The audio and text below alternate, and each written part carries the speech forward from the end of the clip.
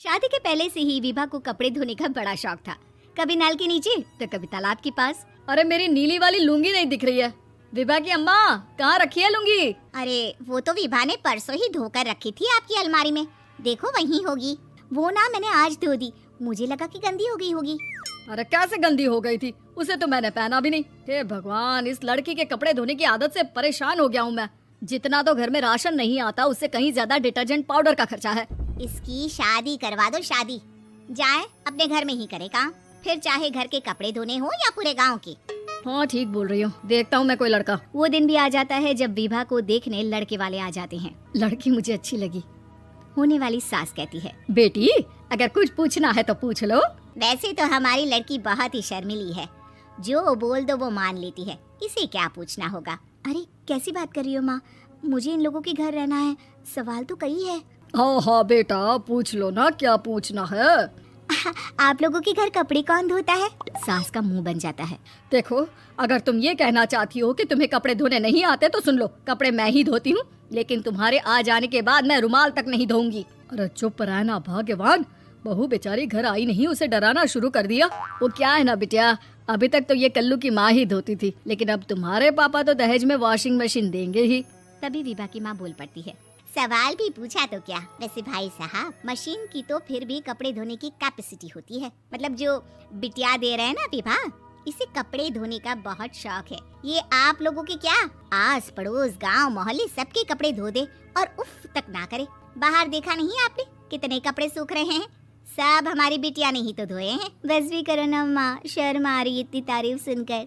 और तो और एक दाग निकाल कर दिखाओ तो मान जाऊँ। हाँ अच्छा माफ करना बेटा, मैंने गलत समझा, हमें तो रिश्ता बहुत पसंद है। और ऐसे जुड़ जाता है रिश्ता कपड़े धोने का शौक रखने वाली विभा का। उसकी शादी हो जाती है कोयला फैक्ट्री में काम करने वाले कल्लू के साथ। शादी के बाद अचानक विभा चिल्लाती हुई सास के पास आती है, सासू माँ, अरे सासू माँ कहाँ है आप? ये तो धोखा है, धोखा दिया आप लोगों ने मुझे। इसे ससुर के चक्कर के बारे में पता चल गया। अरे तो उसमें तुझे क्यों धोखा मिला है? अरे नल में पानी नहीं आता, कपड़े कैसे कब धुलेंगे? अच्छा तू पानी नहीं आ रहा उसकी बात कर रही है? तो आपने क्या सोचा? कुछ नहीं। अच्छा तेरी माँ ने कहा था कि कपड़े धोने का शौक है तुझे, याद आया मुझे। शौक बोलकर कपड़े धोने वाले मेरे जुनून को कम ना आके सासू माँ, कपड़ा धोना मेरा गुरूर है। तभी पति भी वहाँ आ जाता है। अभी मैंने इसे सनी देओल की फिल्म दिखाई है, उसी के डायलॉग मार रही है माँ। अच्छा सुन, साफ साफ बता रही हूँ, पानी सुबह 4 से 6 और शाम को 10 से 12 आता है, समझी? विभा टाइमिंग सुनकर हैरान हो जाती है, ये क्या भूतों का मोहल्ला है? सुबह 4 बजे उठकर कौन कपड़े धोता है? 4 बजे टंकी में पानी जाता है, फिर सारा दिन धोना ना, किसने मना किया? अरे कैसी बात कर रही है, 200 लीटर की टंकी में कितने कपड़े धो लूंगी मैं, सुबह ही उठ जाऊंगी मैं। अब क्या था, विभा सुबह 4 से लेकर रात के 12 बजे तक कपड़े ही धोती रहती। एक रोज सास पड़ोस से निकलकर कहीं जा रही होती है कि साथ वाली कहती है, हाँ कल्लू की माँ, जरा ये बताओ कि 2 साड़ी है, 2 ब्लाउज और एक पेटीकोट और एक नाड़े वाला लंबा कच्छा। हाँ तो? अरे तो क्या, कितना लोगी धुलाई ये बताओ। धोबन दिख रहे हैं हम क्या? हमारे पति सरकारी नौकरी से अभी रिटायर हुए हैं और बेटा सुपरवाइजर है कोयला फैक्ट्री में। धोबन समझ रखा है हमें? हाय रे कल्लू की अम्मा, माफ कर दो, वो तो मोहल्ले में यही सब बता रहे थे कि तुमने बहू को कपड़ा धुलवाने के काम में लगा दिया है। सास को पड़ोसन की बात सुनकर गुस्सा आ जाता है। वो घर पहुंचती है जहां घर के बाहर ही इतने सारे कपड़े सूख रहे होते हैं जितने कि किसी धोबन के घर पर। अरे ओ कल्लू की दुल्हन, बाहर निकल।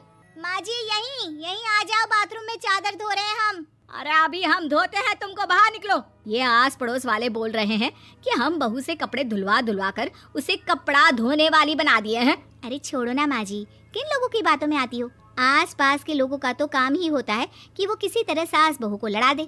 बहू सारे घर के कपड़े धोती है, ये क्या कम है? बोलिए। सास को भी लग जाता है कि वो बहू का ये सनकीपन नहीं छुड़वा सकती, इससे अच्छा है कि खुद ही चुप हो जाए। एक रोज सास और बहू मंदिर जाते हैं, जहाँ सास की साड़ी वहाँ खड़ी भीख मांगने वाली से मिलती है। माँ जी क्या बात है, आपकी साड़ी उस भिखारन से कितनी मिल रही है ना?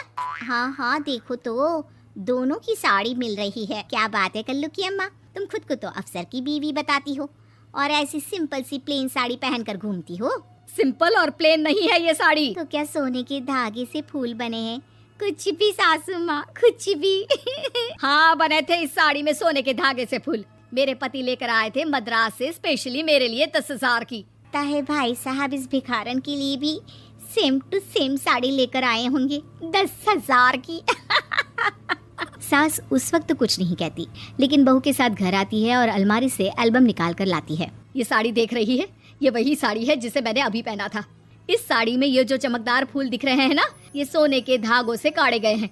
लेकिन तू लोकल वॉशिंग मशीन ब्रश से घिस घिस कर सारे फूलों को निकाल कर साड़ी प्लेन कर दी। मुझे माफ कर दीजिए सासू माँ। और तो और, जब मैंने तुझे तेरी गलती के लिए कुछ नहीं कहा, लेकिन तूने तो सबके सामने मेरा मजाक ही बना दिया। क्यों? बहू को समझ में आ जाता है कि अब से उसका कपड़े धोना बंद।